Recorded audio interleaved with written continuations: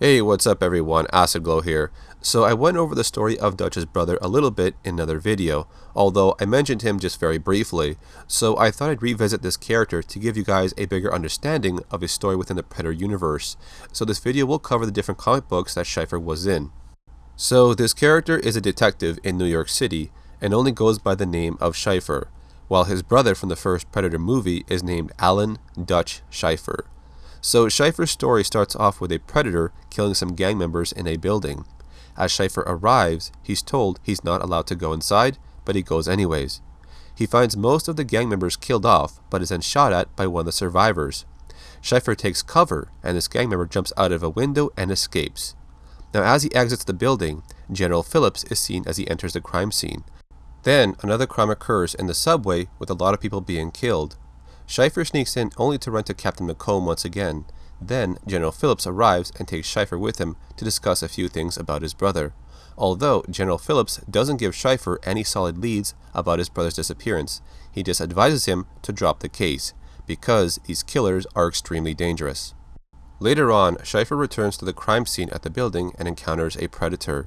They have a short hand-to-hand battle, and the predator plants a tracking device on Cypher's neck.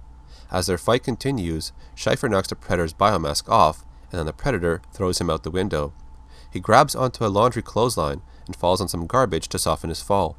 He hands over the predator's biohelmet to his friend detective, Rash, and this is before it can be confiscated by other agents.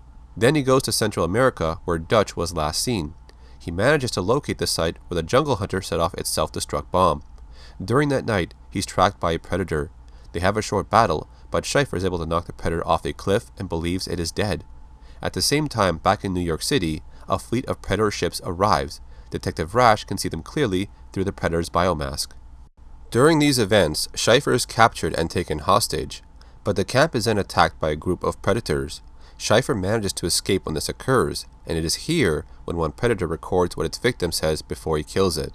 The person says, "Mother of God," which is a line that the City Hunter uses in Predator 2 during the meat locker scene.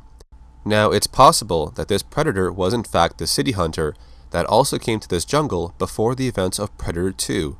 Afterwards, General Phillips arrives to pick up Cypher. He mentions the predators have been coming here for centuries and mostly target places with a warm climate. They even hunted down the dinosaurs down to extinction, and then they looked for other prey. It turns out General Phillips was planning to hand over Cypher to the predators so they don't attack New York City, but he escapes from them as they land. Then Cypher strikes a deal with gang members to help him fight against the fleet of predators. They manage to defeat a few of them, but as air support arrives from the military, the predators choose to retreat and leave the planet. Now the story then continues when a predator ship crashes in Siberia and a group of predators kills a few men here. Reports about this make it back to General Phillips, and he orders his federal agents to kidnap Cypher.